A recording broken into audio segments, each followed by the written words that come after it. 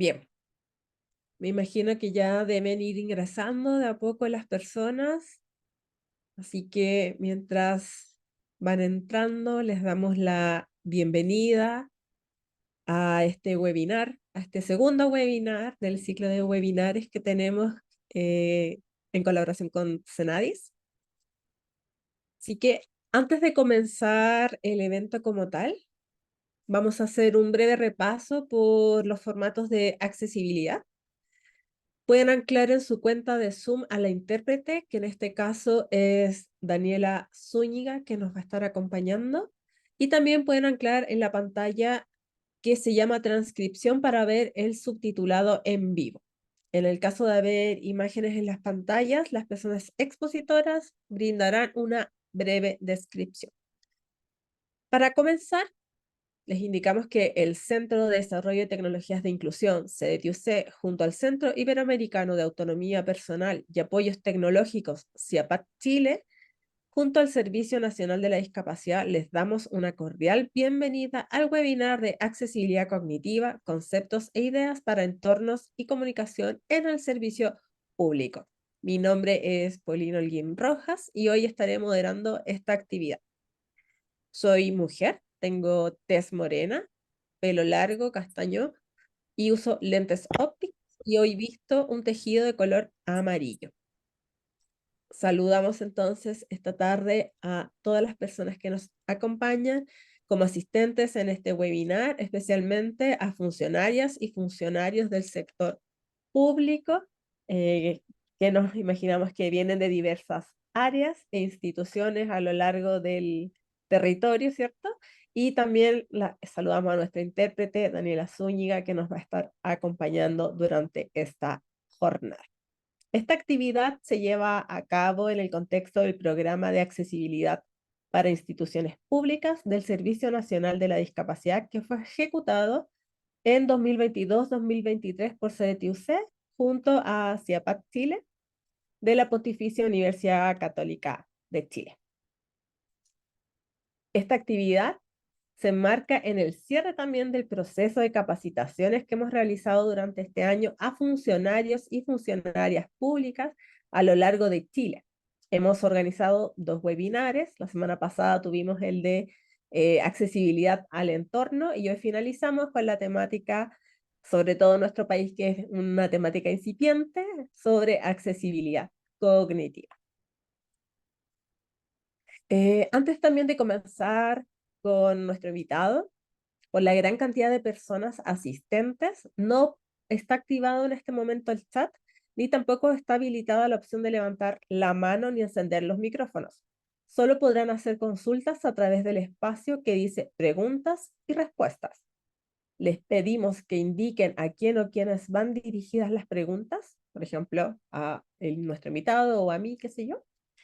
Y también se priorizarán preguntas técnicas en el marco de instituciones públicas. Todas las preguntas deberán ser realizadas dentro del marco de respeto, de lo contrario serán eliminadas del listado. Reiteramos los formatos de accesibilidad disponibles, ya que se han integrado poco a poco las personas al evento. Pueden anclar en su cuenta de Zoom a la intérprete de lengua de señas, que es Daniela Zúñiga, y también pueden anclar también la pantalla donde aparece la transcripción para ver el subtitulado en vivo. Les sugiero que se queden hasta el final porque vamos a dar algunos anuncios interesantes que vamos a estar compartiendo también con ustedes. Bien, en esta oportunidad vamos a contar con la participación de Oscar García. Voy a dejar de compartir la pantalla ahora para que podamos dar el paso. Ah, pero llegó Romina. Súper. Ya, entonces voy a volver a compartir la pantalla. Me voy a devolver aquí para que podamos también contar con unas palabras de Romina Bascuc. Denme un segundito para... Y ahora sí, voy a compartir la pantalla entonces de nuevo. Y seguimos entonces. Súper. Entonces, vamos a contar con unas palabras de Romina Bachbuch Repeto, quien es jefa subrogante de la sección de participación e intersectorialidad de la Dirección Nacional de Senadix, que nos brindará unas palabras de introducción a la temática de accesibilidad. Así que, Romina, te doy el pase para que ya puedas comenzar. Gra- Hola a todos y todas, gracias Pulín, gracias a todos, todas los que están siguiendo esta transmisión. Comentarles que como bien dijo Pulín, esto se inserta dentro de un trabajo ya que lleva bastante tiempo junto con CEDETI, ¿cierto? Que hemos trabajado mucho lo que es la capacitación, la promoción de la accesibilidad universal. Hemos tenido, y algo que para mí es muy importante, que es, hemos tenido presencia territorial también, no solo virtual, lo virtual es muy importante, pero hemos tenido presencia en las 16 regiones del país. Desarrollamos también la Academia Senadis, que es un producto muy importante y que nosotros le tenemos mucho cariño, porque ya de acá a fin de año vamos a contar con 10 cursos en accesibilidad universal. Este ya, como comentó Pauline, es el segundo webinario que tenemos, y mañana tenemos una actividad de cierre que esa será de carácter presencial y es dirigido a contrapartes específicas que trabajamos desde el Servicio Nacional de la Discapacidad, ¿cierto? Pero creo que como también mencionó Pauline, este webinario es muy bueno, al igual que todo, ¿cierto? Pero este nos presenta un elemento novedoso que no está muy investigado, muy trabajado en Chile, y que a mi juicio abre una, un espectro de trabajo que es fundamental. Un filósofo al que yo respeto mucho decía que el lenguaje crea realidades, ¿cierto? Entonces, para todos tener acceso al lenguaje y a la adaptación de esos lenguajes, tenemos que saber de accesibilidad cognitiva, ¿cierto? Porque si no, hay una parte de nuestra población que queda fuera de ese crear mundos y crear realidades. El lenguaje no solo es información, no solo es contenido, sino si soñamos, si vamos un poquito más allá, vamos a la creación de mundos. Entonces, aprender sobre accesibilidad cognitiva y que todos y todas los que estamos acá aprendamos más sobre accesibilidad cognitiva nos permite que todos y todas en condiciones de igualdad accedamos a otros mundos. Entonces, la verdad que me siento muy complacida de contar con Oscar y con toda la información y la experiencia que nos puede comentar en este momento. Así que sin más preámbulos, los dejo con nuestro importante invitado. Gracias, Pauline, gracias, Oscar. Muchas gracias, Romina. Agradecemos tus palabras. Entonces, ahora para continuar con nuestra actividad, vamos a presentar a nuestro invitado que nos acompaña desde España, Óscar García Muñoz, quien es adaptador de contenidos a lectura fácil, coordinador de accesibilidad en plena inclusión Madrid y líder del proyecto europeo Train to Validate. Bienvenido, Óscar. Agradecemos mucho tu participación y ya te doy el pase para que puedas comenzar. Muchísimas gracias, Romina Bachbuch, representante de Senadis. Muchísimas gracias, Pauline, por vuestra amable invitación. Previamente a la conexión, rescatábamos, Pauline y yo, que habíamos tenido la oportunidad de tener ya contactos previos en otras ocasiones, y me alegra mucho poder repetir esta colaboración que tenemos abierta transatlántica, ¿no? Me presento, como me ha introducido Pauline. Bueno, me describo. Soy un hombre de unos 40, bueno, algo más de 40 años, con barba, pelo corto y gafas. Y mi tono de voz, aunque le suene un poco fuerte, no se lo tomen como nada personal. Simplemente tengo el defecto de ser de Madrid y hablar español peninsular. Comenzamos hablando del tema que Y como bien introducía Romina, efectivamente estamos en un ámbito que está todavía por desarrollar mucho. Siempre hemos hablado de la accesibilidad como algo relacionado con las barreras arquitectónicas, pero poco a poco se ha ido produciendo un cambio de paradigma. Ese cambio de paradigma suponía que hemos pasado de considerar solo que la accesibilidad era algo arquitectónico para ser algo que afecta a toda la dimensión de las personas. Ya no es simplemente una cuestión técnica, sino que es una cuestión de derecho. Voy a compartirles pantalla.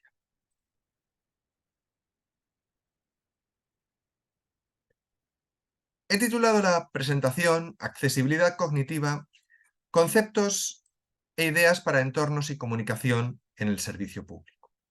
La finalidad es que todos ustedes, pues dentro del ámbito en el que trabajan, en la función pública, pues puedan ver qué opciones tienen de aplicación más directa.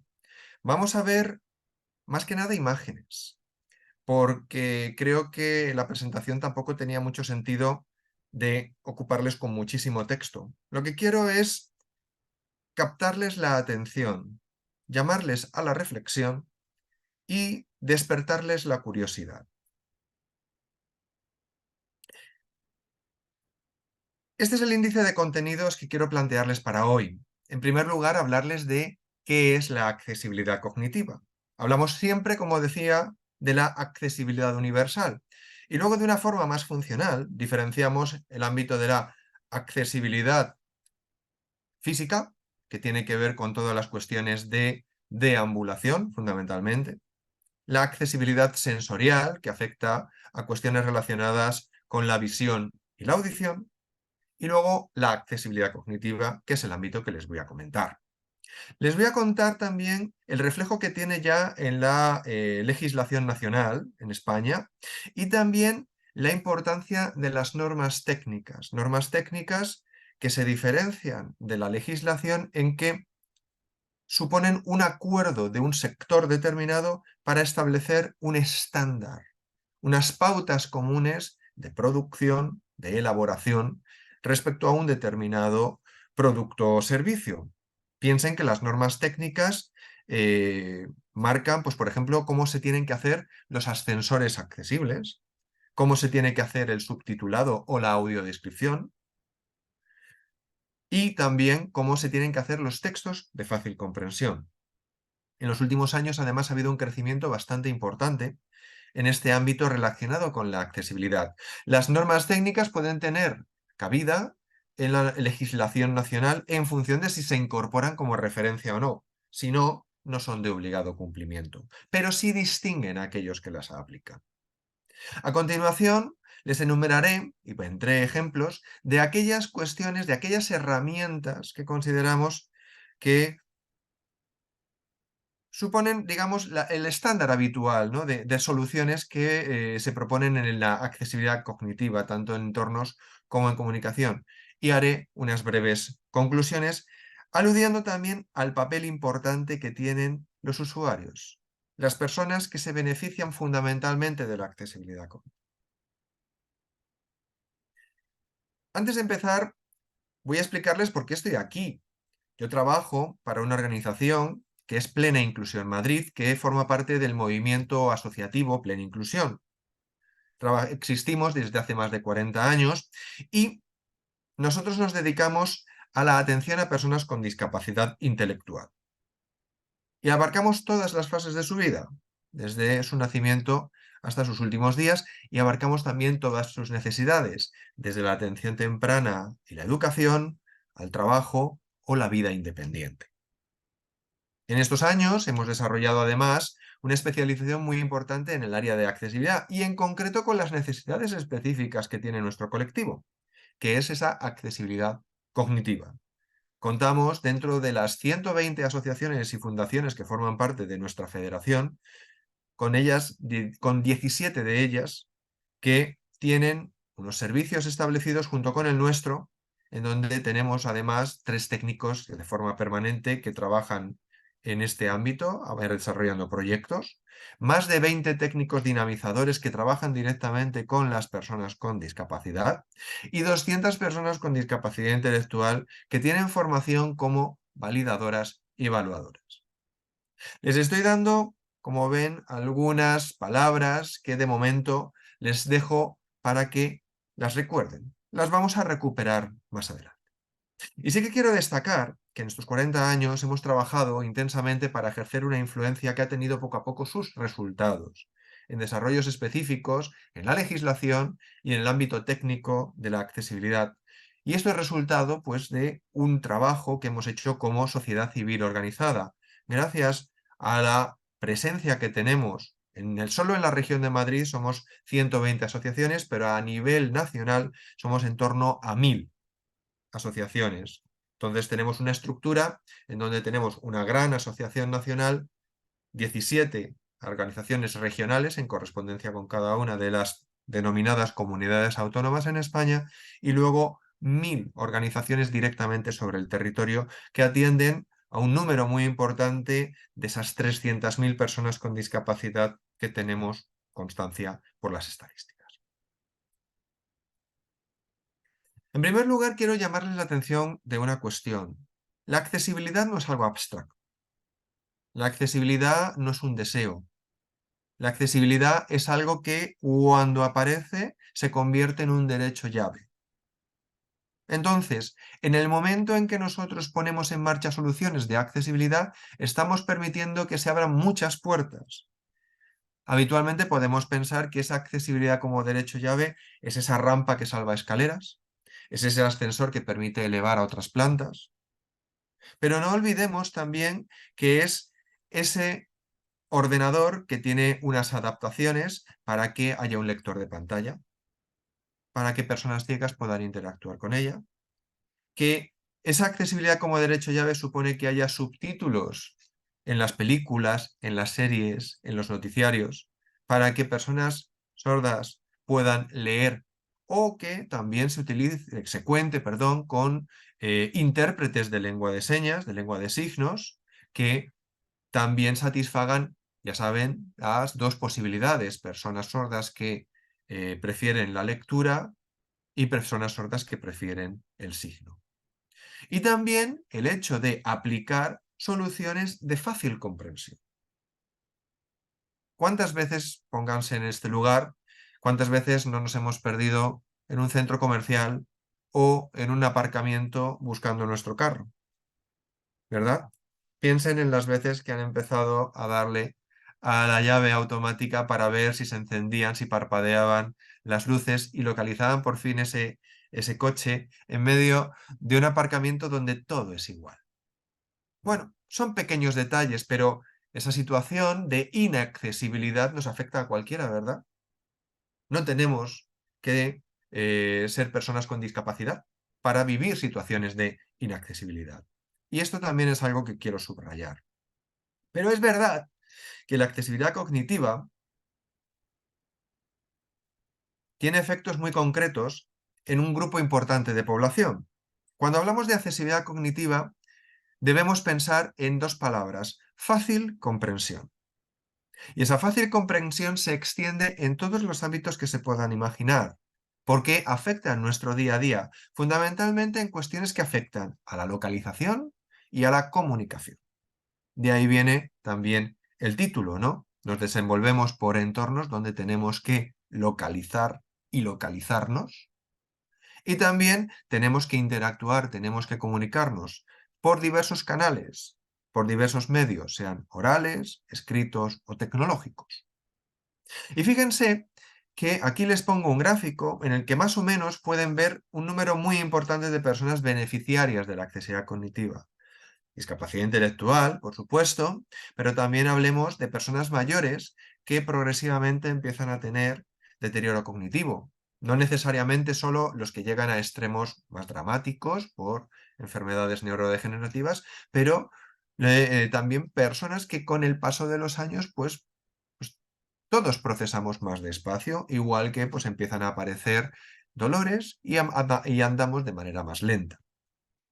Hablemos también de trastornos específicos como el trastorno por déficit de atención e hiperactividad, trastornos derivados del aprendizaje como la dislexia, trastornos derivados por cuestiones del lenguaje, por ejemplo, personas que tienen una afasia, la imposibilidad de hablar debido a una circunstancia neurológica, física, por ejemplo, personas que han podido sufrir un daño cerebral por un ictus y que de repente, pues ese ictus les ha afectado la capacidad de habla.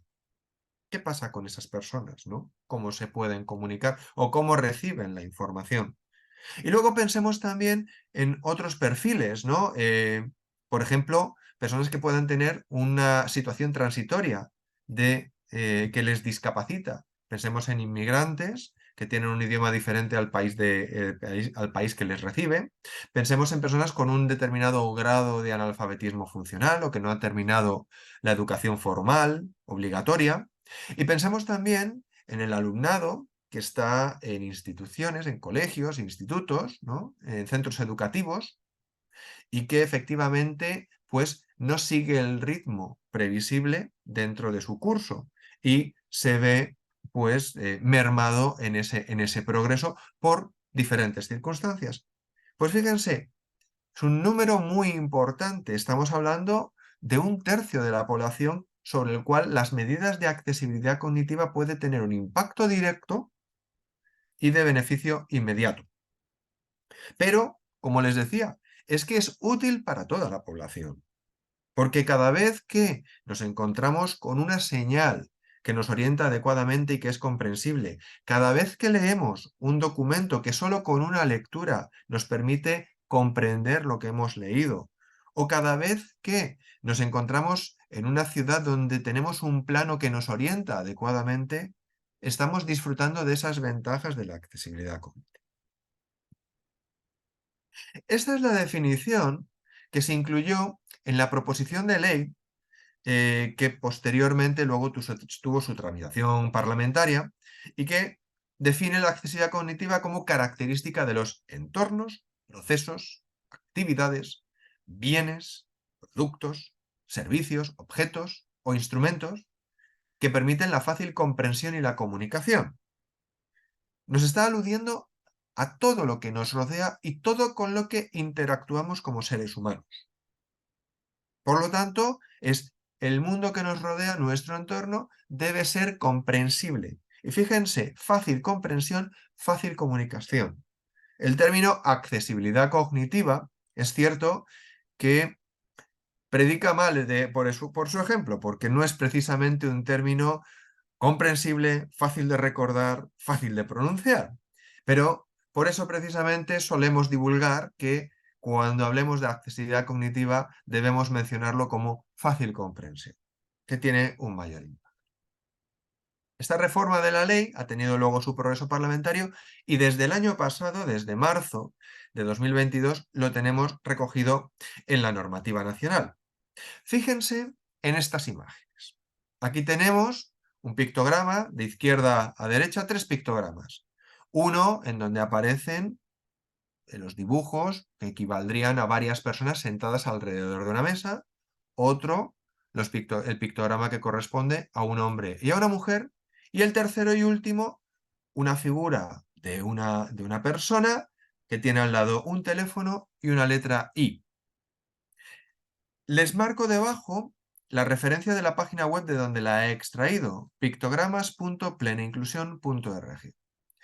Estos son pictogramas que denominamos de comprensión universal. ¿Por qué? Porque estos pictogramas han sido evaluados por personas de diferentes perfiles y que han identificado estas ilustraciones con el concepto con el cual se quiere vincular. La izquierda a derecha sería sala de reuniones, aseos y mostrador de información.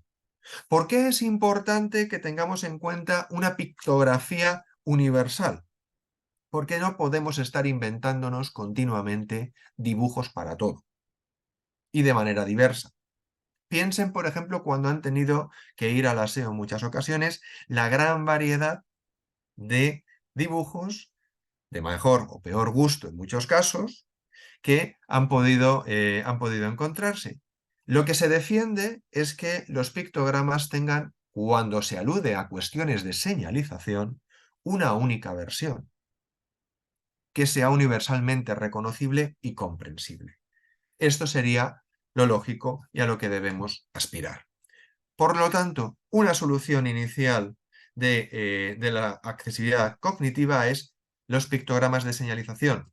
Tienen diferencia, ojo, con los lenguajes pictográficos, que son aquellos que están relacionados con personas que se comunican mediante dibujos, mediante pictogramas. Esos lenguajes pictográficos son una herramienta de intervención con personas que no tienen comunicación oral por diversas circunstancias, pues desde la afasia que les mencionaba anteriormente, a lo mejor hasta un trastorno del espectro del autismo con grandes necesidades de apoyo.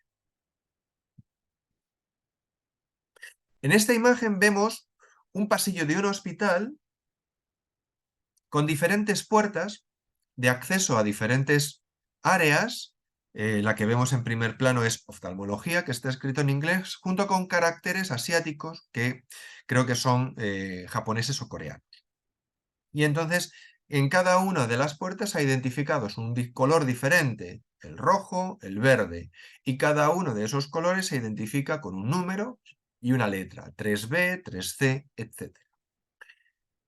La señalización de los entornos construidos no solo debe alejarse a elementos de rotulación, a cartelería. También debemos tener en cuenta que el entorno puede diseñarse de tal modo que ayude a esa orientación. Porque si muchas veces lo dejamos todo a las señales, podemos encontrarnos con una sobresaturación. Piensen que ahora hay una tendencia, por lo menos en España, y estoy seguro de que también ustedes habrán visto ejemplo, que en los parkings empiezan a pintar cada una de las plantas con un color diferente, se incide más en la rotulación de cada una de las plazas de aparcamiento e incluso se suele vincular cada planta de aparcamiento con un motivo. Un centro comercial cercano a donde yo vivo, pues tiene animales marinos, un delfín, una tortuga, en fin, cuestiones que nos ayudan a memorizar de una manera mucho más rápida y sencilla para no despistarnos, porque debemos tener en cuenta una cuestión: la accesibilidad cognitiva tiene un papel muy importante en situaciones de estrés. No nos olvidemos que cuando estamos en una situación de estrés, tenemos totalmente la percepción alterada. Si efectivamente hay una buena solución de accesibilidad cognitiva para orientarnos, por ejemplo, a la hora de salir en una situación de emergencia, pues tendremos muchísimos menos riesgos. La accesibilidad cognitiva puede tener un impacto real también en situaciones de seguridad. Por lo tanto, no nos fiemos solo, cuando hablemos de accesibilidad cognitiva, de la señalización en los entornos. Conjuguemos unas soluciones de diseño. Una de, por ejemplo, que también tiene un doble impacto favorable son los pavimentos podotáctiles. Son esas baldosas que vemos en muchos lugares que ayudan a orientarse a personas ciegas y que efectivamente van marcando un recorrido con baldosas que tienen acanaladuras o botones, en función de si lo que se quiere es marcar un recorrido o indicar una intersección donde hay que tomar una decisión de hacia dónde ir. Bueno, pues esos mismos encaminamientos pensados para personas ciegas tienen un impacto real en personas que no tienen esa discapacidad visual, porque ayudan también a orientar hacia la salida o hacia determinados puntos. Por lo tanto, debemos ver también soluciones de conjunto en el diseño de los entornos.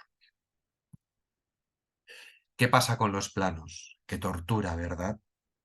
Pensemos cuando hemos ido, antes de Google Maps, por supuesto, cuando íbamos de vacaciones y nos volvíamos locos desplegando un plano que me parecía que no tener fin, lo volvíamos a doblar, lo redoblábamos para enfocar esa parte de donde estábamos dentro de la ciudad e íbamos girando, ¿verdad?, en función de cómo estábamos situados en la calle. Hoy te lo hace Google Maps, pero antes lo teníamos que hacer de manera analógica. Pues bien, una de las cosas que son importantes de tener en cuenta en los planos es la función a la que se destina.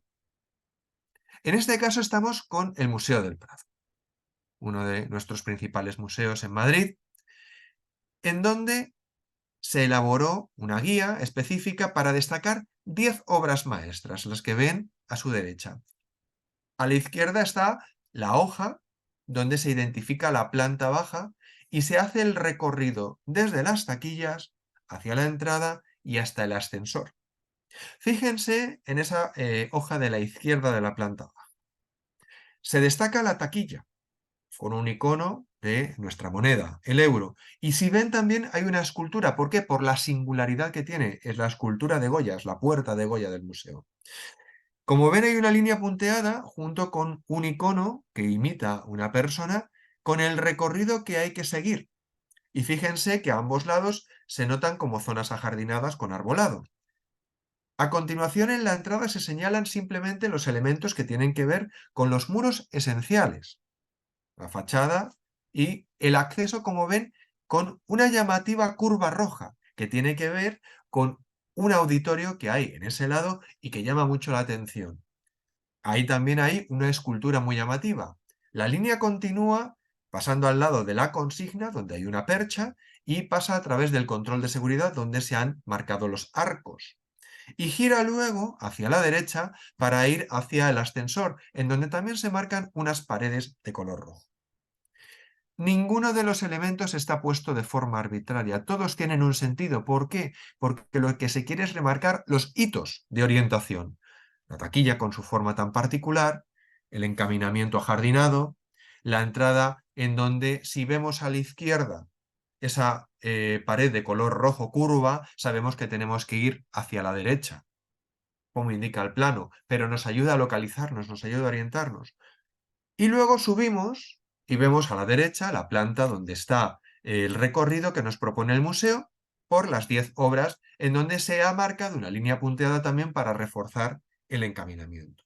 Este plano ha sido comprobado por varios grupos de personas con discapacidad intelectual a los que se les ponía el reto. Toma el plano y ve, siguiendo el camino que estás viendo con el plano, a ver si efectivamente lo sigues o te pierdes. Si lo pierdes no es culpa tuya. Si te pierdes significa que tenemos que mejorar el plan. Y efectivamente, esta es la solución que encontramos.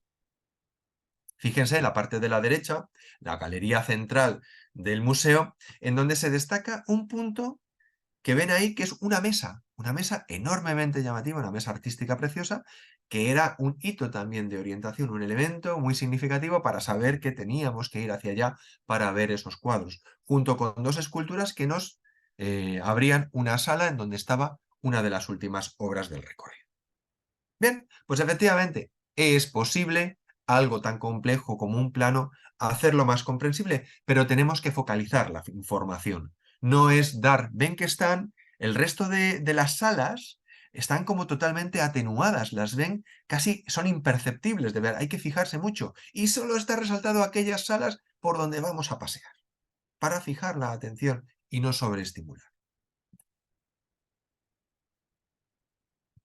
¿Qué decir de las cuestiones relacionadas con lo digital?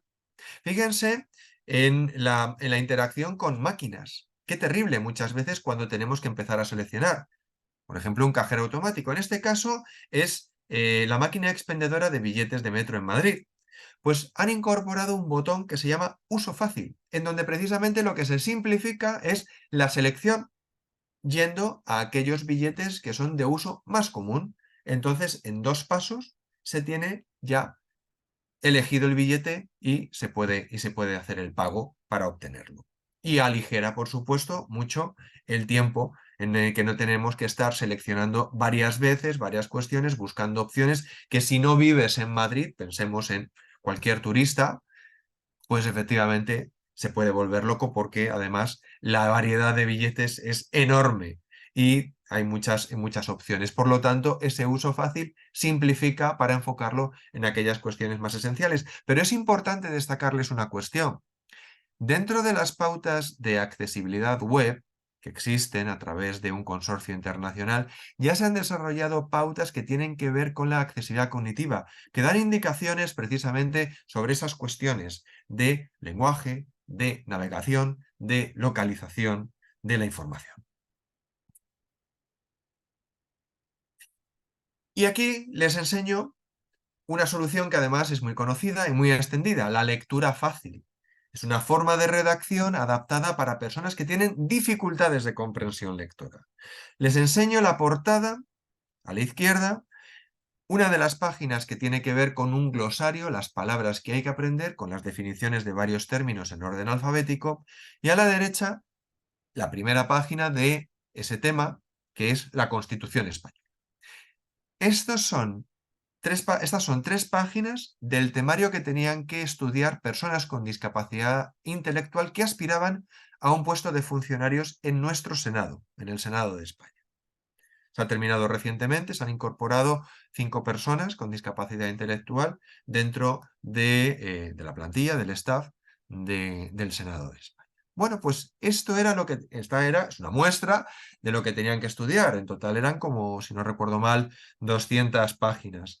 Y, como ven, hay un aspecto de sistemática en cuanto a la presentación, pero luego también una redacción mucho más sencilla.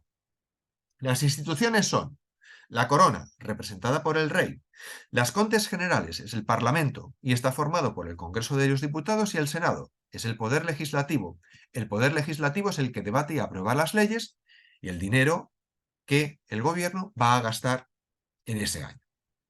El gobierno, formado por el presidente y los ministros, es el poder ejecutivo. El poder ejecutivo es el gobierno que dirige y administra el país. Y así sucesivamente.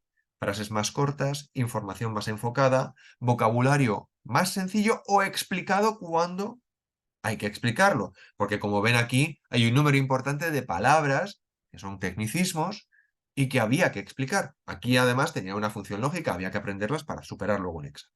Por lo tanto, como ven, les acabo de enumerar varias soluciones que tienen que ver con la accesibilidad cognitiva, que afectan a la pictografía de señalización, que afectan a la orientación general en entornos, que afectan a cuestiones que tienen que ver con la interacción con las máquinas, con los planos y luego con el propio lenguaje. Pues más o menos este es el panorama. Fíjense que todo esto ha sido recogido luego en la normativa española, la ley que les decía, que incluye esa definición que les he mencionado dentro de la accesibilidad universal, porque no se puede entender fuera de ella, es una parte más de la accesibilidad universal, y establece 9 ámbitos de aplicación, incluido la administración pública, la administración de justicia y, ojo, la participación también en las elecciones, que esto se añadió a la ley. Existía ya una ley relacionada con temas de accesibilidad y esta ley del año 22 lo que hace es ampliar la ley que era del año 2013. Y una de las ampliaciones es precisamente ese ámbito de aplicación, participación en las elecciones, porque inicialmente no aparecía en la ley de 2013. Fija 3 años para el desarrollo reglamentario, que es muy importante porque ahí es donde se verán los detalles, qué parámetros se van a aplicar para exigir la accesibilidad cognitiva.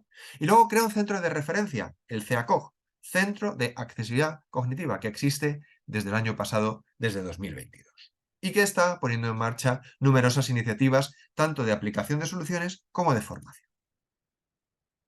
Ven aquí la definición que se incluye en la accesibilidad universal, está incluida la accesibilidad cognitiva, para permitir la fácil comprensión, comunicación e interacción a todas las personas. Y fíjense a continuación que enumera. La accesibilidad cognitiva se despliega y hace efectiva a través de la lectura fácil, sistemas alternativos y aumentativos de comunicación, pictogramas y otros medios humanos y tecnológicos disponibles para tal fin. La lectura fácil se lo mencionaba. Los sistemas alternativos y aumentativos también les decía que era para aquellas personas que no tenían comunicación oral por diferentes circunstancias, y los pictogramas son los que les he mencionado también para señalización. Y otros medios, pues por supuesto, todo lo que tenga que ver con soluciones humanas y tecnológicas, porque ojo, las personas también pueden ser parte de la accesibilidad cognitiva, las personas de apoyo. Muchas veces es necesario que una persona que tiene una dificultad de comprensión tenga una persona de apoyo. En el sistema judicial lo estamos introduciendo con la figura del facilitador, que precisamente lo que hace es ayudar a entender cuando una persona con dificultad de comprensión se enfrenta a un juicio o se enfrenta a un proceso legal, le va explicando por qué ocurren las cosas, qué es lo que están diciendo fiscales, abogados, jueces, etc. Un apunte importante, la accesibilidad cognitiva, curiosamente, entró en vigor incluso antes de que se aprobara esta ley del año 22, en una ley del año 21 que reformaba cuestiones relacionadas con el Código Civil. Los notarios tienen que aplicar accesibilidad cognitiva para asegurar que se entienden sus escrituras y todos los documentos que emiten. Y luego en los juicios también se tiene que asegurar por parte de los jueces y fiscales que se está comprendiendo como garantía de derechos. ¿Y esto saben de qué deriva? De la Convención Internacional que han estado estudiando durante todo el curso, la Convención Internacional de Derechos de las Personas con Discapacidad. Además de esto, tenemos que tener en cuenta las normas técnicas, como le decía, estándares, es decir, acuerdos de sector en donde nos vamos negociando cuáles son aquellos requisitos que hay que cumplir para diferentes productos o servicios. En España ya tenemos 3 en concreto. Uno que tiene que ver con la lectura fácil, que marca las pautas de redacción y diseño. Otro que tiene que ver con la rotulación, con la señalización, que antes estaba más vinculada a cuestiones visuales y se ha ampliado a cuestiones de comprensión, y una que está en desarrollo, en proceso, que tiene que ver con cómo diseñar pictogramas comprensibles para todas las personas. Añado también la norma UNE 170.001 de accesibilidad universal y sistema de gestión, porque es concomitante, es decir, es el paraguas de la accesibilidad universal bajo el cual luego se pueden ir desarrollando todas las demás. Ninguna de ellas, de momento en España, tiene rango legal. Muy importante. Pero sí que es cierto que distingue a aquellos que están haciendo este tipo de procesos, es decir, como una distinción de calidad. Y vamos ahora a sintetizar brevemente cuáles son las herramientas que destacaríamos de cara a la accesibilidad cognitiva. La primera que le señalaba, la señalización. Con estos 8 criterios esenciales. Debe ser sencilla de encontrar, localizable. Debe poder percibirse, sobre todo verse y oírse. Debe ser comprensible, no solo por el texto, sino también por la forma, que se reconozca que es una señal. Debe ser pertinente, es decir, que tenga sentido de la oportunidad, que esté colocada porque toca colocarla ahí, no en un lugar inesperado. Debe ser moderada, es decir, no por poner más señales seremos más efectivos. Debe ser coherente, es decir, debe haber un diseño que sea sistemático.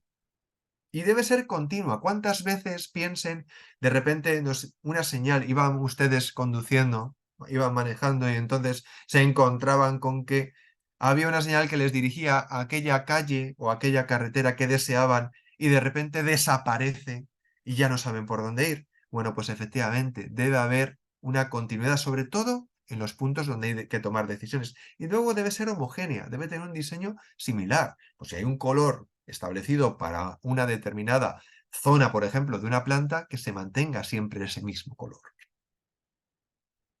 Fijémonos aquí en un ejemplo para ilustrarles precisamente cuestiones como la jerarquía y la continuidad. Fíjense a la izquierda que tienen un directorio con 3 plantas, planta 0, 1 y 2, en donde marcamos cada planta con un color y las señales y rótulos que hay en cada una de las plantas tienen ese mismo color. Ese amarillento en la planta 0, el anaranjado en la 1 y el rojo en la 2. Y luego además cada uno de las plantas pues vienen los diferentes espacios que se pueden encontrar. Solo se destaca aquella planta en la que estamos, con las flechas. Muy importante la forma de las flechas. Y además reforzamos, estás aquí, planta 1.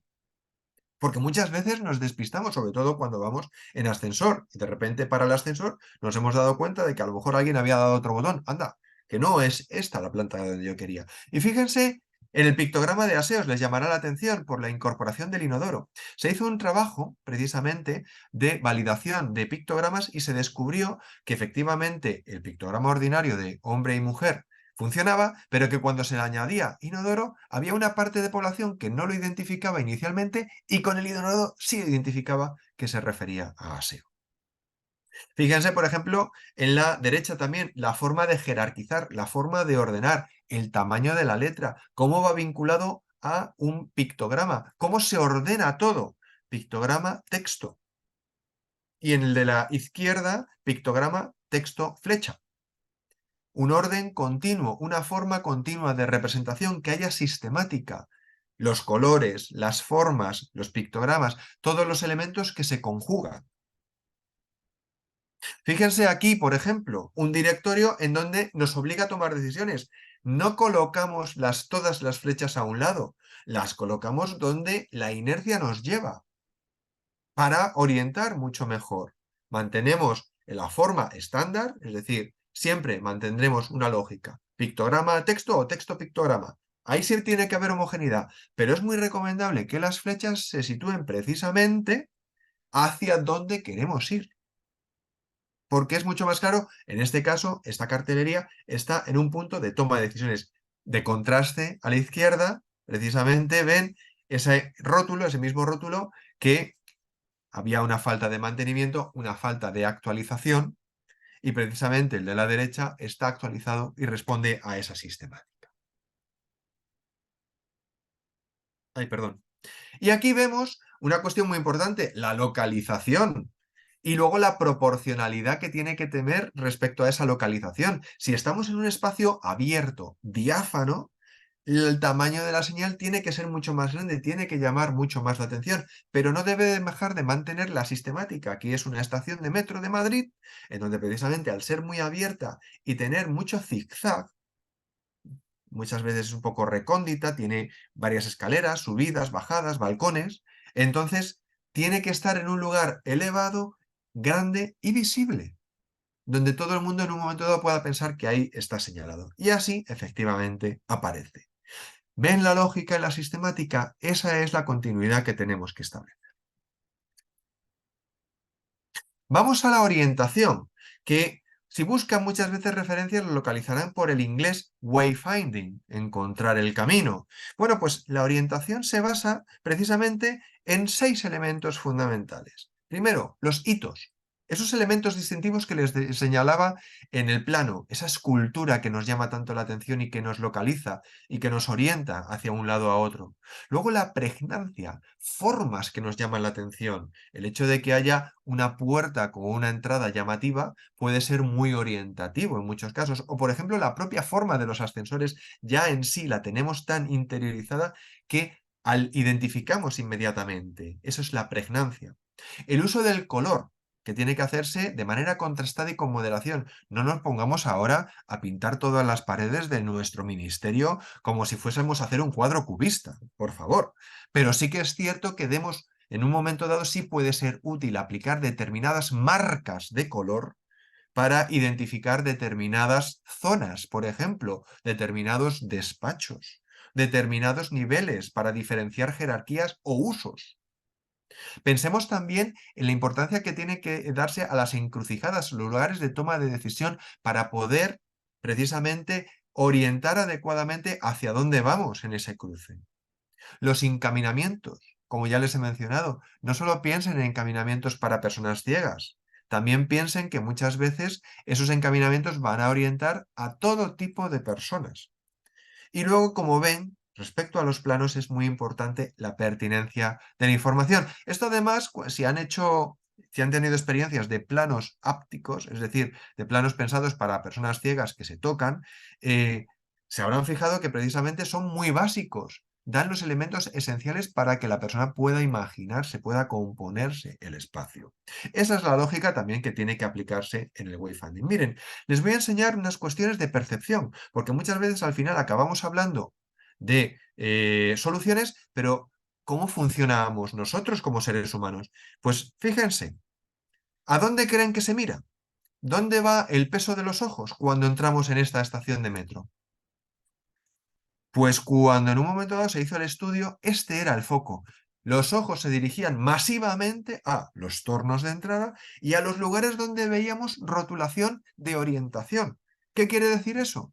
Que si el ser humano por inercia en un lugar va buscando esos puntos, les tenemos que dar el lugar adecuado. Tenemos que hacer estudios para saber hacia dónde se puede mirar mejor, hacia dónde se puede localizar mejor, para situar adecuadamente las soluciones de señalización. ¿Y esto saben qué es? Esto es cómo se representa una ciudad en Estados Unidos por parte de un grupo de personas que decían, claro, es que yo me desenvuelvo por esas avenidas que ven tan bien marcadas. El resto de zonas, fíjense que están como mucho más difusas. ¿Por qué? Porque no se utilizaban habitualmente. Sin embargo, aquellas zonas donde estamos presentes, las reconocemos bien y las dibujamos bien. ¿Qué queremos decir con esto? Que tenemos que ir a pensar en planos en donde se destaquen aquellas cosas que son de uso, de efectividad. En ellas nos tenemos que fijar a la hora de representar los planos, no caer en la exhaustividad, sino ser funcionales. Como por ejemplo en este plano del Museo Nacional de Antropología. Cada planta del museo está vinculada a un color, eso ya nos facilitaba. Y existían esos paneles que ven en forma como de pseudoventana, con una marca negra, que los representamos también como elemento de orientación. Fíjense en el mostrador curvo blanco, en el ascensor que aparece en el medio, en esa sala de color morado central donde se había exposiciones temporales, como las había también en el anexo de la derecha, y entonces marcábamos un recorrido con línea punteada. ¿Se fijan en que los elementos que damos son simplemente los esenciales para componerse el espacio, saber por dónde se pasa y saber determinados obstáculos que llaman la atención para orientarnos? Esa es la lógica que tenemos que aplicar en los planos, hacerlos sencillos para que la información esté focalizada. Oscar, quedan 10 minutos. Muchas gracias, Colín. Fíjense aquí, en este caso, la importancia que tiene el hecho de pasar de largo y resulta que, si nos damos cuenta, es que está en la sede de los juzgados, pero está al fondo del todo. Tuvimos que hacer una actuación porque muchas personas, a pesar de que veían un enorme número 37 de la calle, no sabían que tenían que entrar. Entonces tuvimos que poner un rótulo para que luego, cuando entraran por ese encaminamiento, viesen en la fachada principal del edificio otro rótulo de refuerzo que les decía que ahí era la sede de los juzgados de menores. ¿Qué quiero decir con esto? Que en este caso la pertinencia de la señalización y la localización adecuada en un punto de toma de decisiones es fundamental. Para esto, ¿qué es importante? Contar con las personas. En este caso trabajamos con personas con discapacidad intelectual que tenían que hacer ese recorrido e iban detectando las barreras y entonces nosotros como técnicos íbamos planteando dónde había que ejecutar las soluciones. Vamos con la última parte de las soluciones que les propongo. Una, atención personal y telefónica. La forma de comunicación oral es muy importante, tiene sus pautas específicas en donde debemos siempre respetar a la persona cómo se expresa, ser pacientes, escuchar, no terminar sus frases y adecuar el lenguaje a esa comunicación, a una persona que posiblemente desconoce muchas cosas de nuestro trabajo. Hablamos también de comunicación escrita, en donde hablamos de dos metodologías, lenguaje claro y lectura fácil.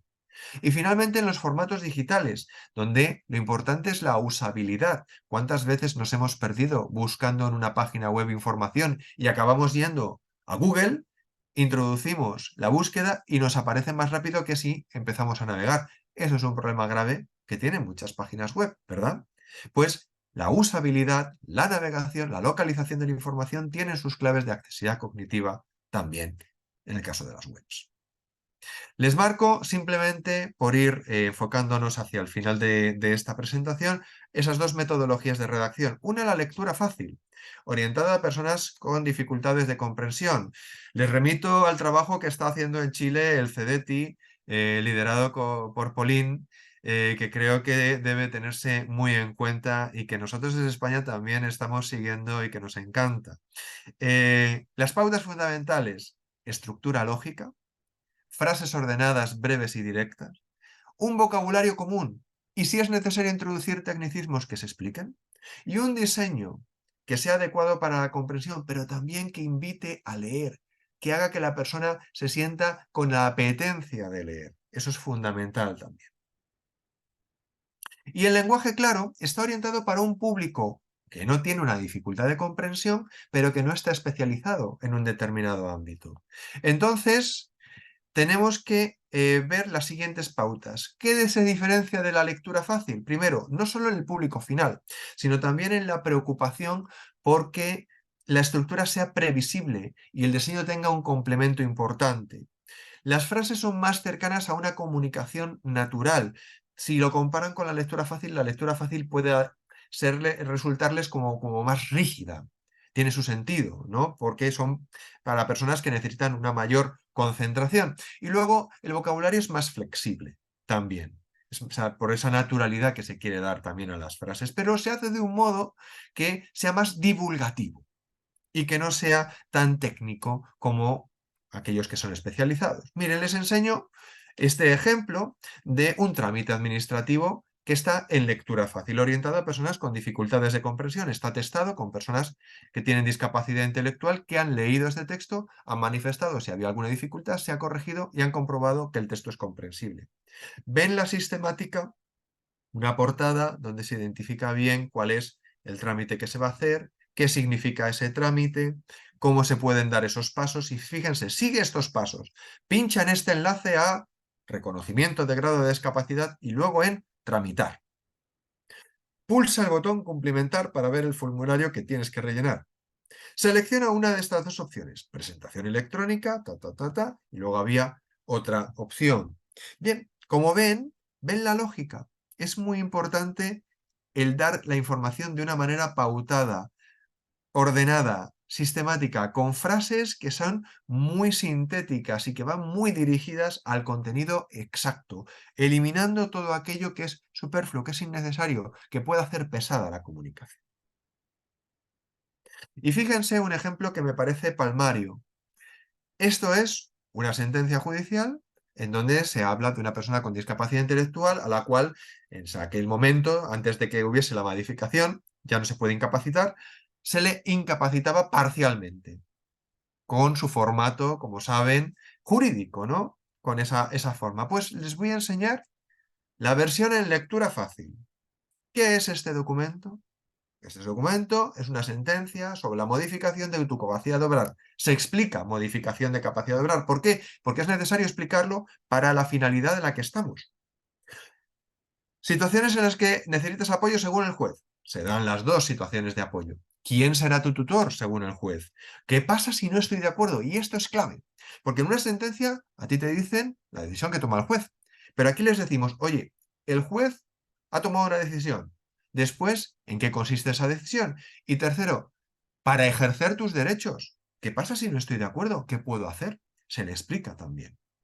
¿Y ven la lógica? La estructura, frases más cortas, ordenación de la información, apoyo del diseño para reforzar la localización de la información, definiciones cuando son pertinentes.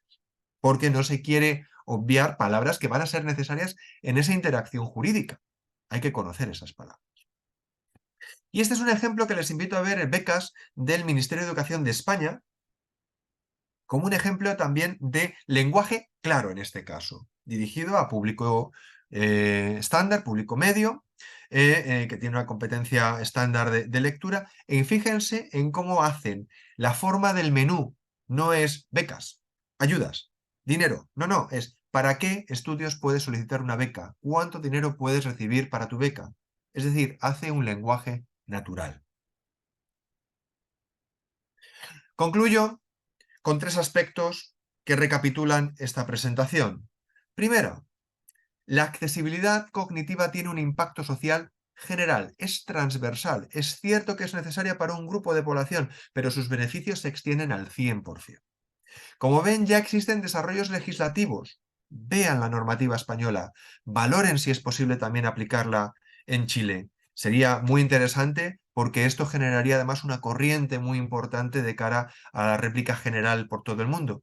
Y luego ven que ya existe una sistematización de herramientas. Todavía quedan muchas cosas de parámetros por definir, pero es importante que ya empiece a haber sistemática. Y concluyo diciendo, las personas son fundamentales para que comprobemos que esas soluciones, esas herramientas, funcionan de verdad. Sin ellas no tendría ningún sentido. Si estamos construyendo soluciones de comprensión que no se comprenden, no hacemos nada útil. Y por eso tenemos que contar con sus beneficiarios, con esos que llamamos evaluadores para entornos, validadores de textos, que comprueban que efectivamente cuáles son las barreras y qué soluciones se les dan y si son de verdad funcionales y pertinentes.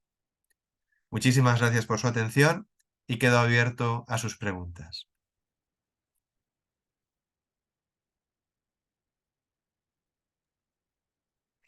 Muchísimas gracias, Oscar, por tu presentación. Antes de pasar a las preguntas, voy a dar algunos anuncios.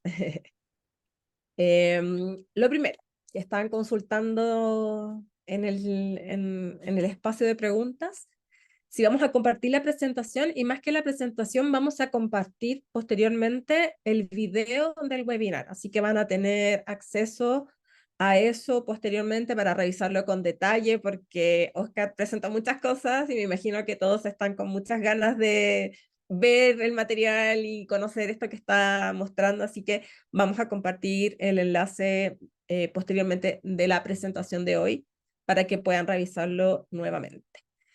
Otra cosa, recuerden que el espacio de preguntas es solo para dejar preguntas, les pedimos que no pongan otra información y recuerden también que las preguntas van a ser sobre lo que vimos con Oscar, porque también vimos que se están pasando algunas preguntas de otros temas, así que también traten de enfocar un poco las preguntas hacia lo que pudimos revisar hoy con Oscar.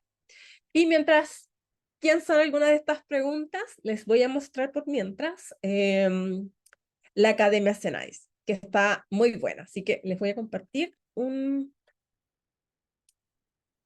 unas laminitas. Ahí está. Súper. Entonces, como ya les habíamos comentado previamente, estamos en el marco de este proyecto de accesibilidad para instituciones públicas, donde también está la Academia Cenadis, que ya cuenta con algunos cursos. En este momento hay 6 cursos en plataforma y pronto se vienen 5 cursos nuevos. Entonces, si se meten a la página de academia.cenadis.cl, ya van a poder hacer los cursos que se encuentran disponibles. ¿Qué tenemos? La primera gráfica, derecho a la accesibilidad universal, desafíos de los servicios públicos. Luego al centro tenemos la gráfica de acceso universal a la información y las comunicaciones para inclusión y las personas con discapacidad, ¿cierto? Entonces ahí van a poder abordar temáticas en esa línea. Y también tenemos en la tercera gráfica accesibilidad universal, bases de la normativa en edificación y espacios públicos. Así que eso también ya está disponible. En la actualidad se pueden registrar de forma gratuita. Los cursos son alrededor de 20 horas de duración. Luego en esta otra lámina tenemos los siguientes 3 cursos, que sería el primero de accesibilidad web en dispositivos móviles, que aborda efectivamente la accesibilidad en las aplicaciones y los sitios para dispositivos móviles. Luego tenemos accesibilidad cognitiva en el servicio público, un derecho de la ciudadanía, así que ahí también ya tenemos un curso especialmente hecho para la accesibilidad cognitiva. Y también la semana pasada se lanzó el curso Acceso a la Justicia de las personas con discapacidad. Así que ese curso está fresquito y ya pueden también inscribirse a través de la Academia Cenadis. Y como les comentaba, en el marco también de este proyecto, nosotras hemos estado desarrollando estos 5 nuevos cursos que se van a lanzar pronto. Y también hemos estado trabajando y actualizando información respecto a diferentes temáticas, así que también ahí los dejamos invitados a que estén atentos, a seguirnos también en las redes sociales, tanto de CETI como CIAPAT, para que sepan cuándo se van a abrir estos nuevos cursos, ¿ya? Y como les decíamos, entonces, ahora vamos a dejar espacio abierto para poder atender algunas de las consultas que ya habían dejado en el chat. Bueno, de todas maneras, Oscar, no sé si tú viste alguna de Sí, las cosas y se sí, agradece mucho. he estado viendo. Pues si quieres podemos ir comentando las que voy viendo. Miriam Gerardina pregunta si es necesario que la lengua de señas tenga su propio pictograma. Yo lo que creo es que se deben identificar los servicios, no que, es decir, ha habido una época en la que decíamos, es que tiene que haber un pictograma de la discapacidad física, visual, auditiva, intelectual. No, yo creo que lo que se tiene que identificar es qué servicios existen y en función de tus necesidades, saber con ese pictograma que se está ofreciendo ese servicio. Entonces, si en un momento dado tú vas a un determinado lugar que ofrece una signo guía, pues que exista un pictograma de signo guía y tú sepas que en ese museo, por ejemplo, puedes tener tu signo guía. Hay un proyecto en España que se llama Accesibiliconos y que precisamente ha propuesto ese tipo de servicios de accesibilidad. No hay que ir a pictogramas de discapacidad, hay que ir a pictogramas de servicios de accesibilidad. Víctor Urbina, ¿existe algún protocolo manual para crear material con accesibilidad cognitiva?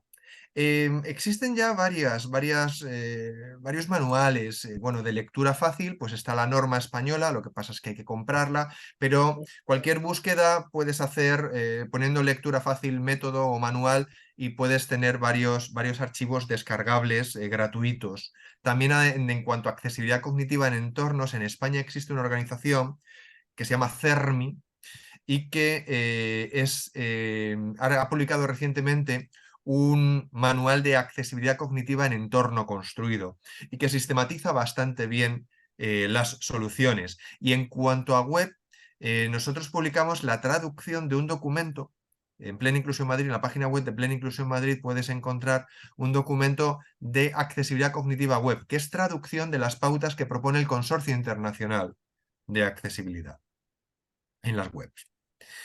Carolina Montaño, ¿algún organismo que supervise que las señaléticas sean adecuadas? Yo entiendo que se refiere a Chile, lo desconozco. En España, desde luego, no. Lo que existe es una ley en donde existe un reglamento sancionador, pero el reglamento sancionador es muy genérico. Entonces es muy difícil presentar demandas por incumplimiento de accesibilidad. Lo que sí existen en España son centros de referencia, como mencionaba el CEACOG, el Centro de Accesibilidad Cognitiva, existe otro de subtitulado y audiodescripción, y existe otro de lengua de signos. Pero no tienen un poder ni ejecutivo ni de sanción, sino simplemente son centros técnicos que lo que hacen es promover el desarrollo técnico de soluciones de accesibilidad. Aparte que también el tema es tan nuevo que incluso si hubiera un organismo supervisor así como especializado en eso, es tan nuevo el tema que no hay mucho conocimiento y por eso estamos haciendo estas instancias en el fondo como para hacer la sensibilización de la temática y la importancia de lo que es la necesidad de esto. Entonces también estamos Claro, claro. trabajando en... Aquí es lo que nos queda pendiente es el reglamento. El reglamento que les mencionaba, que es el desarrollo de la ley. En donde se tienen que dar los criterios, igual que por ejemplo en España, para la accesibilidad física, dentro del Código Técnico de Edificación, los arquitectos tienen un documento específico de accesibilidad. Y ahí vienen establecidas las cuestiones que tienen que cumplir en ascensores, en rampas, en escaleras, en cuestiones de evacuación. Pero sin embargo, en accesibilidad cognitiva está pendiente ese desarrollo de qué parámetros. ¿Escribir una frase de 65 caracteres es lectura fácil o no? Por poner un ejemplo extremo. Pero verdaderamente tenemos que definir cuáles son los requisitos exigibles, porque si no, cualquiera puede decir que cumple la accesibilidad cognitiva o cualquiera puede decir que nadie cumple la accesibilidad cognitiva. Tenemos que ponernos de acuerdo. Exactamente, y eso todavía falta un poco de camino. A nosotros nos han dado 3 años y ya hemos consumido 1. El tiempo pasa muy rápido. Así que imagínense. Víctor Urbina vuelve a preguntar otra cuestión. ¿Hay un nivel de jerarquía o prioridad de ajustes, criterios de accesibilidad? A ver, entiendo que te refieres a que si hay criterios que están por encima de otros, supongo, ¿no? Bueno, en este caso, yo te diría que lo que hay son diferentes ámbitos de aplicación y en cada ámbito, pues claro, tienes diferentes herramientas. Todavía esto que preguntas, pues estaría pendiente de ese desarrollo reglamentario de la ley. Ángel Custodio. ¿Cuáles son las recomendaciones de buen trato para discapacidad cognitiva? Bueno, existen, por lo general, hay una que tiene muy básica que ver con el respeto a la persona y a dirigirte a la persona y no a la persona de apoyo.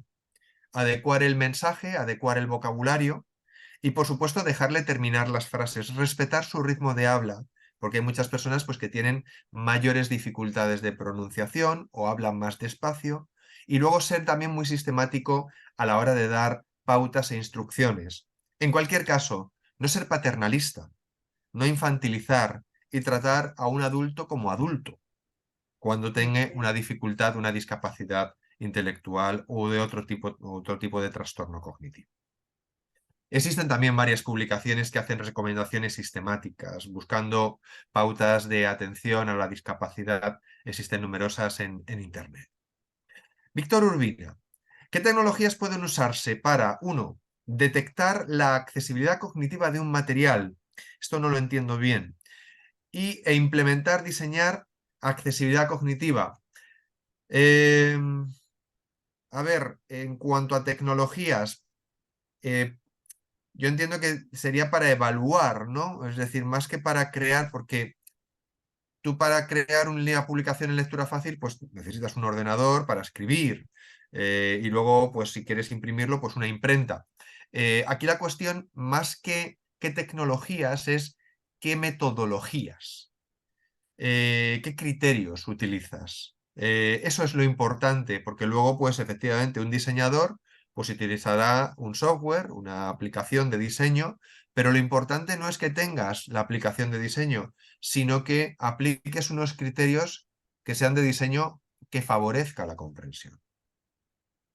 Igual Francisca, también sí, hay una acotación, Oscar, que también ahora hay algunas páginas que están como tratando de utilizar la inteligencia artificial sí. para simplificar los textos, y está bien para hacer quizás el lenguaje claro, pero para lectura fácil todavía falta, y aparte que ahí es lo más importante, es tema del equipo de validación, que eso es como fundamental para lectura fácil. La inteligencia artificial, bueno, les puedo anunciar que a partir del 1 de enero nuestra organización Plena Inclusión Madrid participará en un consorcio europeo para desarrollar una máquina de inteligencia artificial que adapte a lectura fácil documentos que faciliten la participación de personas en procesos políticos participativos y deliberativos. Vamos a trabajar con ayuntamientos, con municipalidades, vamos a trabajar también con organizaciones que tienen procesos internos de participación. La inteligencia artificial, desde luego, es algo que habrá que integrar, pero habrá que efectivamente, como bien dices, Pauline, mantener la necesidad del criterio de las personas. La tecnología tiene que estar a nuestro servicio, no nosotros al servicio de la tecnología. Y siempre tiene que haber un testeo por parte de las personas de las soluciones que nos da la tecnología. Nos puede venir muy bien para agilizar muchos procesos, para que se extienda y se haga más rápida la lectura fácil, por ejemplo. Pero nunca podemos renunciar a comprobar que esa lectura fácil es realmente comprensible. Y para eso hacen falta validadores, personas. Francisca Seguel, quería consultarle si los colores de señalizaciones y de las plantas son estándar o no necesariamente, y también en la utilización de colores si se considera a las personas con daltonismo.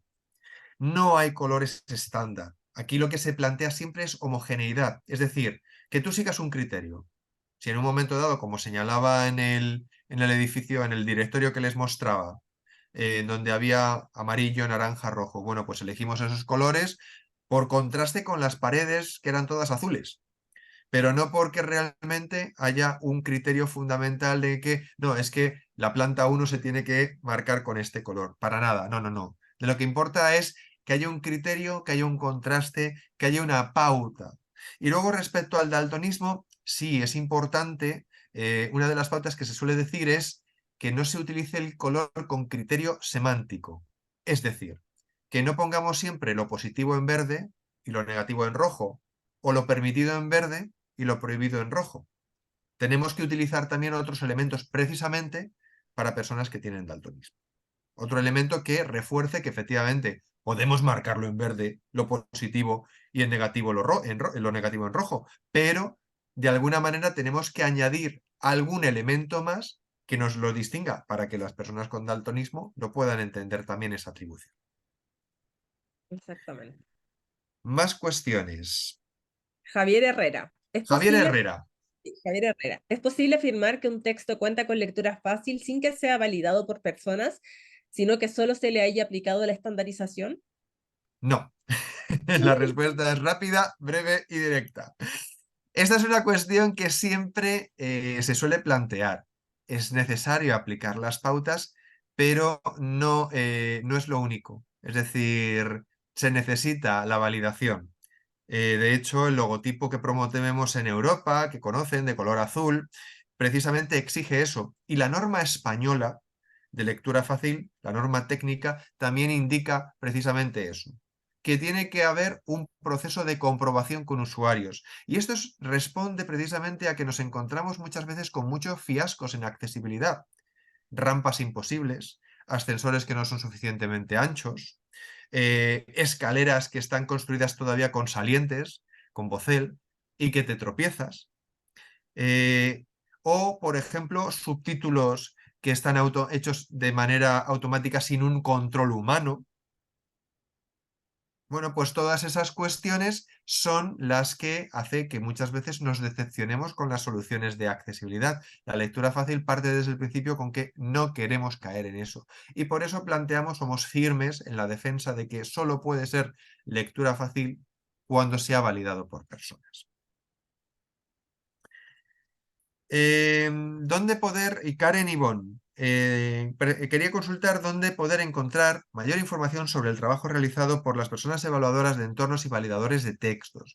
Nosotros tenemos una guía precisamente que se llama Validación de textos en lectura fácil, que publicamos en Plena Inclusión Madrid y que explicamos cómo hacemos esto, pero además le remitiría también a nuestro proyecto europeo, Train to Validate, que hemos mencionado al principio, donde, aunque está todo en inglés, pero hemos traducido también al español el curso de formación para validadores y para sus personas de apoyo, los dinamizadores, que son los que coordinan el trabajo de las personas que validan. En cuanto a evaluadores de entorno, se quiere hacer un proyecto similar al que lideramos, el Train to Validate, pero en cualquier caso, sí que Plena Inclusión España, nuestra organización nacional, ha publicado alguna guía respecto a cómo se hace el trabajo de evaluación. Si no recuerdo mal, se llama así, evaluación de entornos, evaluación de la accesibilidad cognitiva en entornos construidos.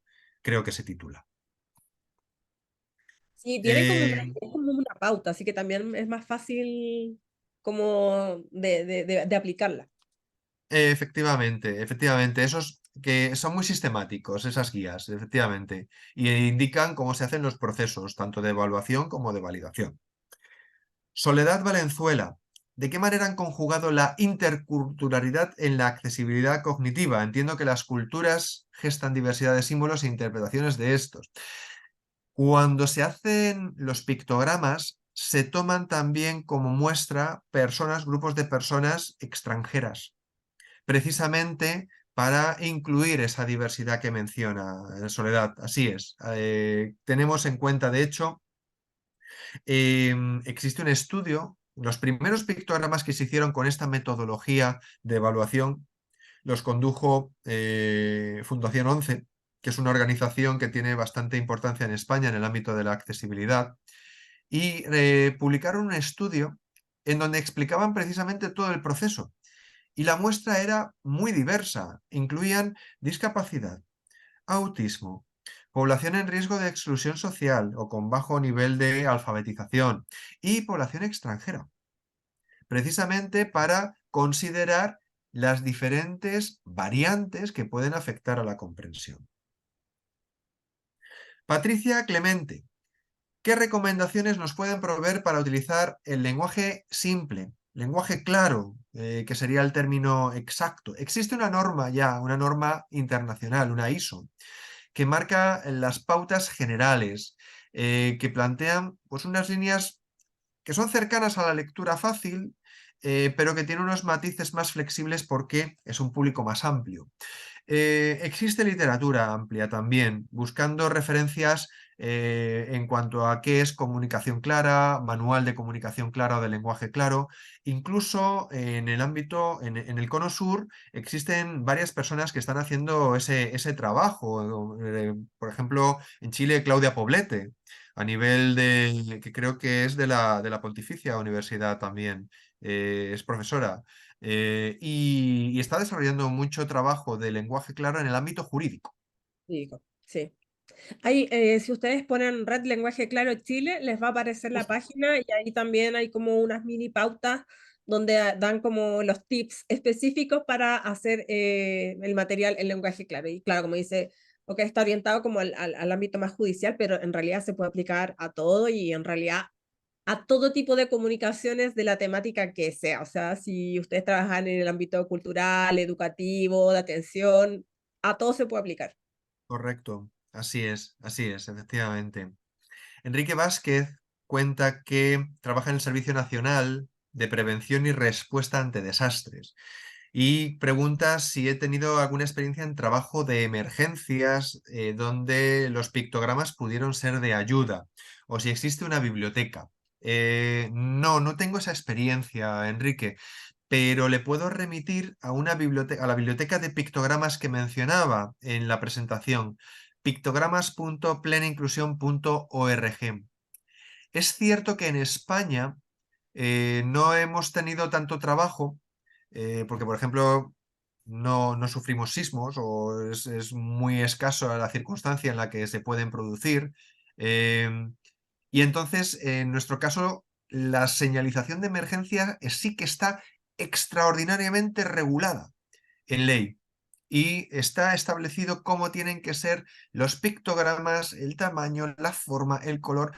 Es rígido, muy rígido en ese aspecto. Por lo tanto, ahí no hemos podido entrar, porque la ley lo tiene todo extremadamente marcado. José Muñoz, perdón.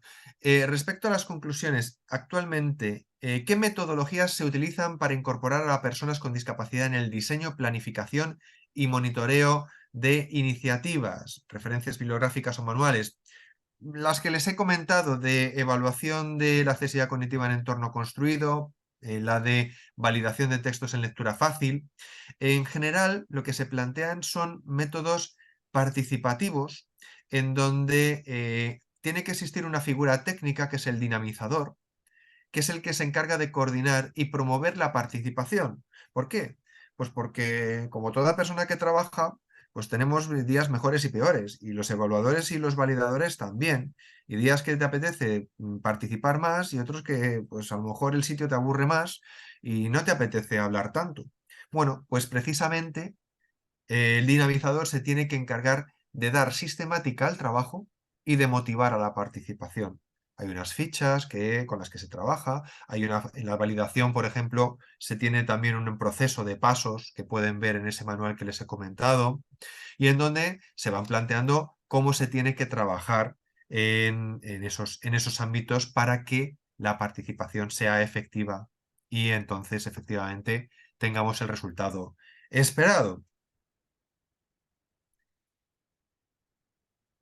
Verónica Saldaña, ¿qué me puede comentar con relación a la accesibilidad cognitiva en información cognitiva presentada en tablas y gráficos?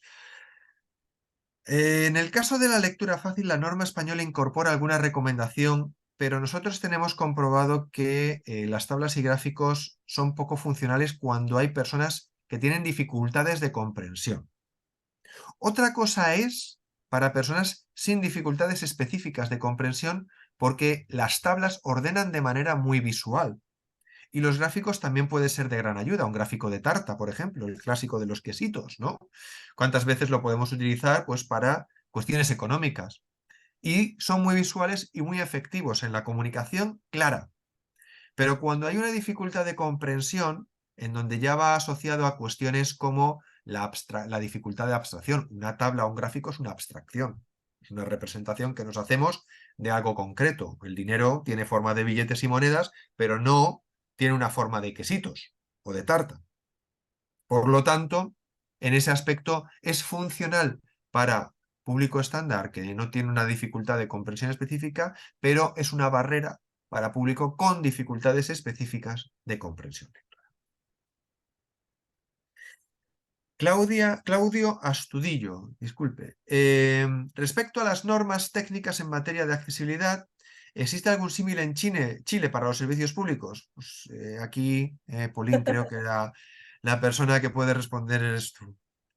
Sí, o sea, se está trabajando justamente ahora, ya han habido algunas consultas públicas y yo al menos he estado participando en el desarrollo de estas normas, así que hay que estar atentos porque estamos, se viene, pero nos falta, o sea, ustedes ya tienen en España mucho avance y nosotros estamos aquí recién comenzando y nosotros estamos tratando de participar en lo que más podemos también, como para poner como un tema importante dentro de las consideraciones que debieran regularse. Así que estamos trabajando, creo que hay una que le estuvimos trabajando, pero no sé finalmente si ya está ok o todavía le faltaba algo. Pero sí, se está considerando también la accesibilidad cognitiva, pero hay mucho trabajo que hacer todavía. Es importante la sistematización, desde luego, lo que aportan las normas técnicas y es ese camino. Y me alegro que esos trabajos estén poco a poco dando frutos, Pauline, la verdad. Eh, Antú Vergara. Me hace un comentario sobre las personas que pueden hacer denuncias ante el juzgado cuando no se está cumpliendo el acceso. Vale. Elizabeth del Carmen. Cuando hablamos de acceso universal, ¿qué nomenclatura es correcto utilizar? ¿Adecuaciones o ajustes razonables? En España el término que recoge la ley es ajustes razonables y además lo marca especificando que son aquellas modificaciones que se hacen y que no tienen una carga desproporcionada. Es decir, que cuando en un momento dado detectamos un problema de accesibilidad en una web, que no tengamos que volver a hacer la web entera, sino que se puedan introducir esas mejoras para que respondan a la accesibilidad, a lo mejor no al 100%.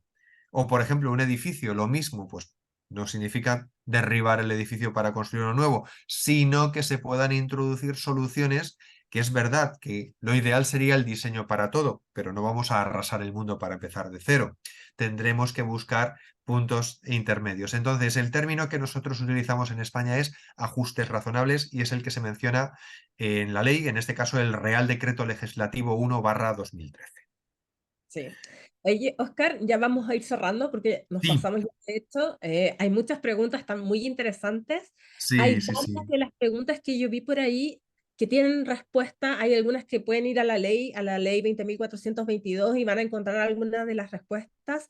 También hay varios servicios de lectura fácil. Yo voy a recomendar, obviamente, el de CDT porque ahí tengo yo la coordinación de ese equipo, así que existe también el servicio en Chile, hay varios grupos también que se están formando en esa área, así que también hay disponibilidad en Chile. Busquen material de lenguaje claro, van a encontrar mucho y sigan a plena inclusión porque también Oscar está desarrollando mucho material y ahí van a poder estar horas aprendiendo sobre la temática. Así que con esto vamos a finalizar el webinar de hoy. Agradecemos mucho la participación de Oscar por acompañarnos desde España, ya A fuera del horario ustedes. laboral.